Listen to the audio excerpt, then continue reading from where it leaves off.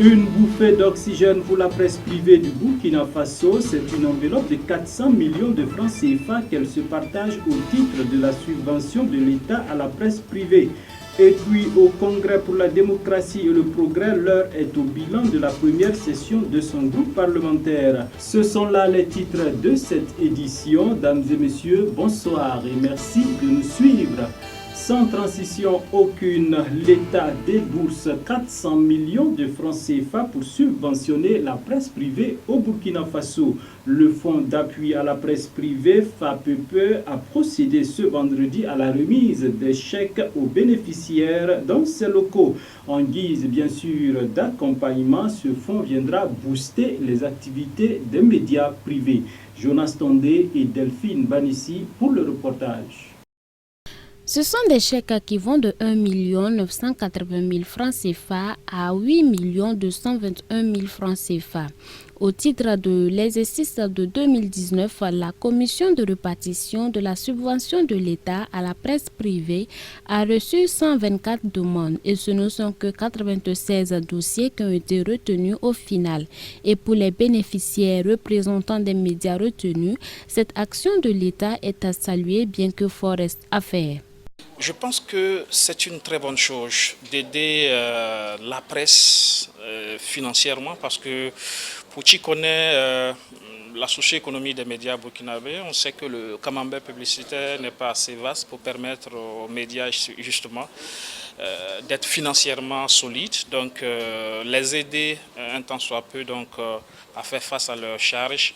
Je pense que c'est une très bonne chose, mais je trouve que la subvention elle n'est pas assez consistante quand on regarde effectivement la charge et la contribution donc, des citoyennes des médias.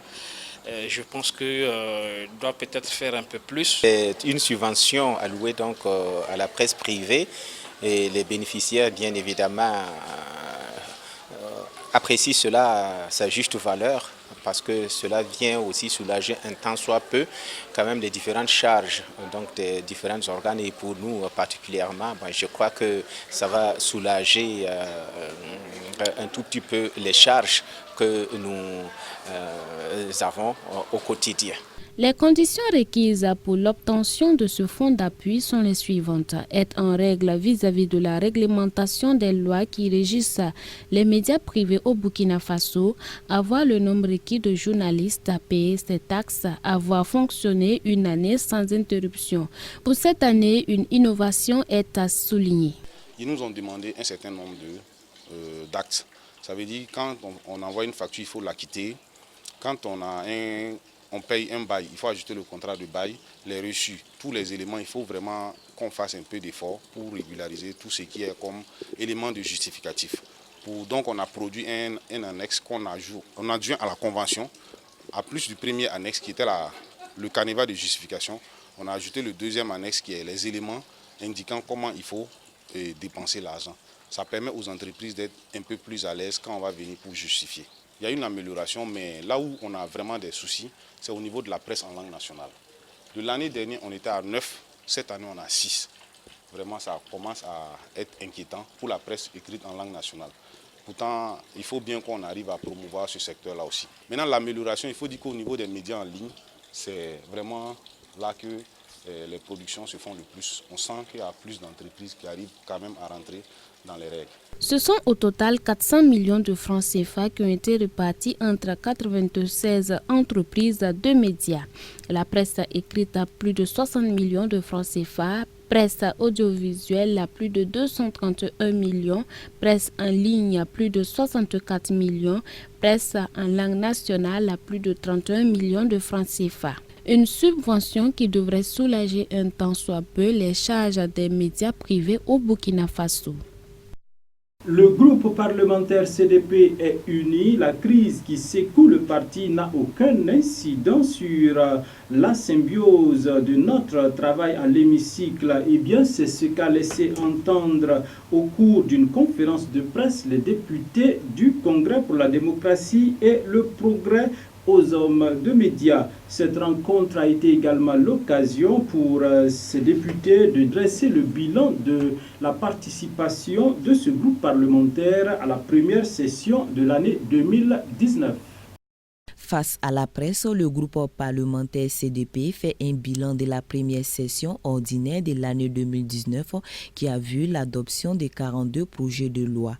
Quant aux questions des journalistes sur la crise qui secoue le parti, les parlementaires se sont voulus rassurants. Jouer sur les membres, mais ici il y a l'exception. Au niveau de notre groupe parlementaire, nous n'avons pas de problème particulier en ce qui se passe au niveau du parti. Nous travaillons en symbiose ici. Et en tout cas,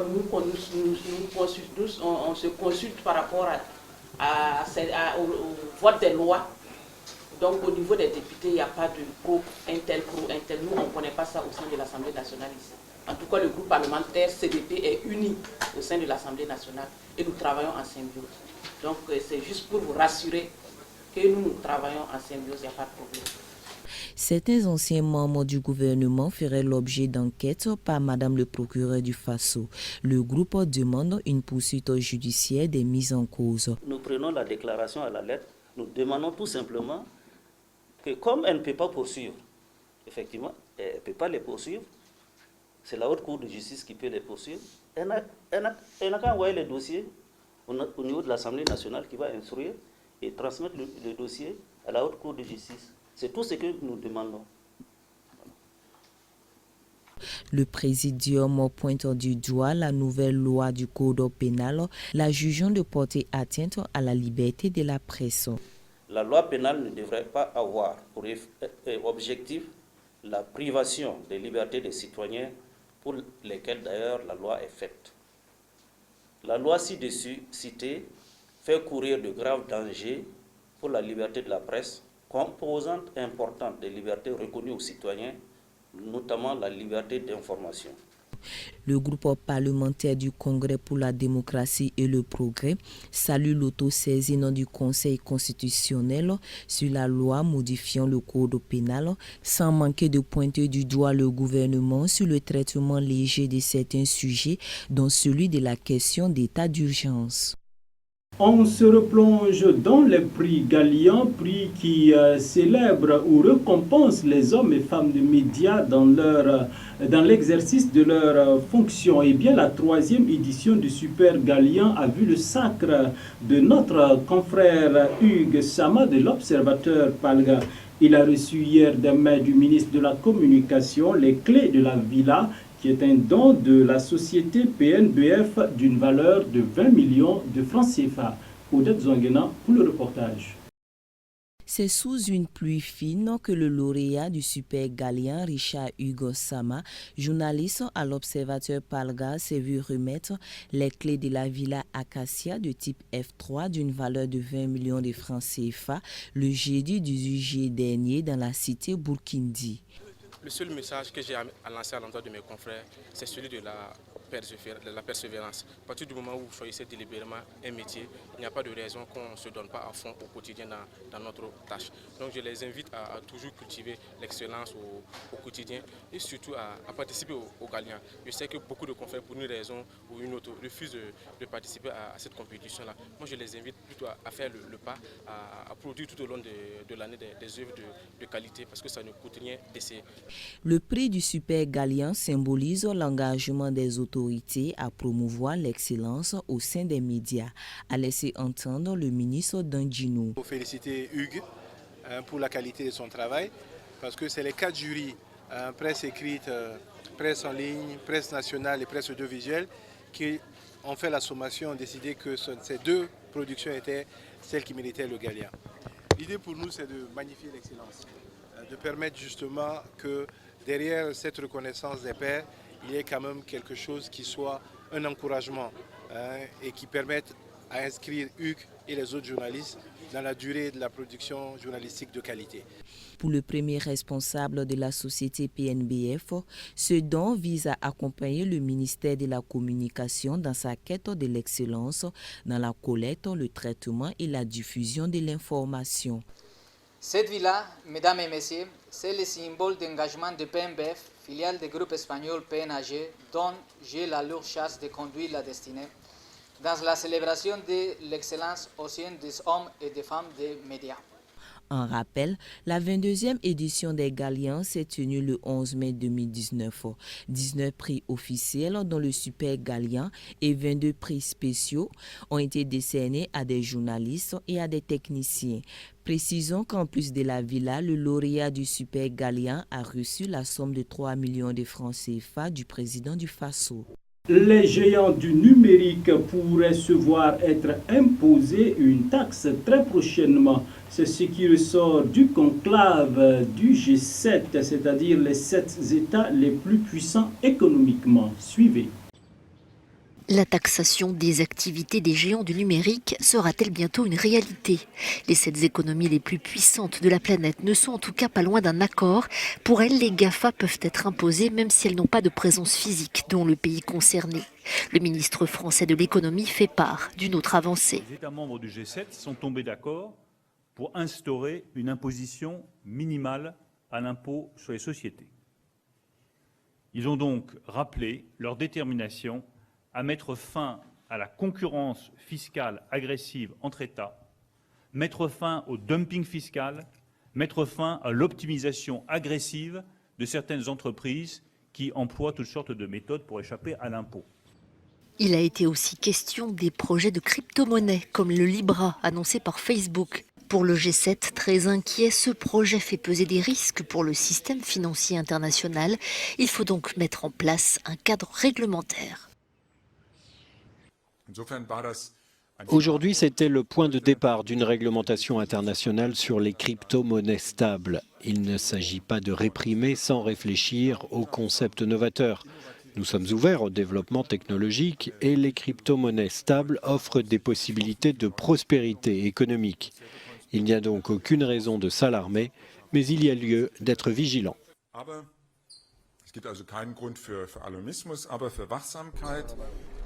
Les ministres des Finances et les gouverneurs des banques centrales du G7 veulent agir vite sur ce sujet, mais ils sont restés évasifs sur les moyens d'y parvenir. Escalade de tensions entre l'Iran et les États-Unis au sujet d'un drone iranien qui serait abattu par les États-Unis à Hormuz. Il n'a aucune information. Au siège des Nations Unies, le ministre des Affaires étrangères iranien indique n'avoir aucune connaissance d'un drone abattu par les États-Unis dans le détroit d'Ormuz. Pourtant, Washington affirme que ce navire, le USS Boxer, a bien anéanti un drone iranien. De son côté, la télévision iranienne diffuse les images d'un pétrolier qualifié de pirate et arraisonné par les gardiens de la Révolution. La tension est encore montée d'un cran ce jeudi dans le détroit d'Ormuz, théâtre de l'escalade qui dure depuis le mois de mai entre l'Iran et les États-Unis. Ce chasseur américain décolle du porte-avions USS Abraham Lincoln. Le navire a été envoyé en renfort en mer d'Arabie, aux portes du détroit d'Ormuz, avec une flotte de bombardiers. Washington déclare qu'il s'agit d'un message clair en réponse à des indications inquiétantes d'escalade et d'avertissement adressées à Téhéran. 3 jours plus tard, le président iranien annonce que le pays ne va plus respecter certaines clauses de l'accord sur le nucléaire. Selon l'accord de Vienne, l'enrichissement de l'uranium ne devait pas dépasser 3,67%. Nous allons cesser de respecter cela. Il n'y aura plus de limite pour nous. Un pétrolier saoudien victime d'actes de sabotage. De la mi-mai à la mi-juin, 5 navires sont attaqués dans le détroit d'Ormuz. Les États-Unis et l'Arabie saoudite accusent l'Iran qui dément. Un drone américain est abattu par l'Iran le 20 juin. Le lendemain, la télévision iranienne montre les débris de l'engin.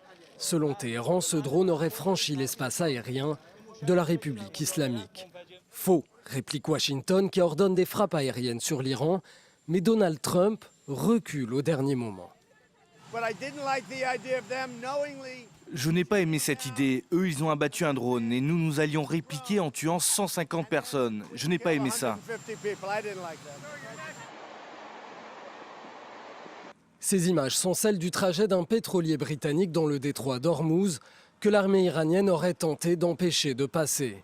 Début juillet, le Royaume-Uni avait intercepté un pétrolier iranien au large de Gibraltar, accusé de transporter du pétrole vers la Syrie, malgré l'embargo. C'est ici que nous mettons un terme à cette édition. Dames et messieurs, merci de nous avoir suivis. Bonsoir chez vous.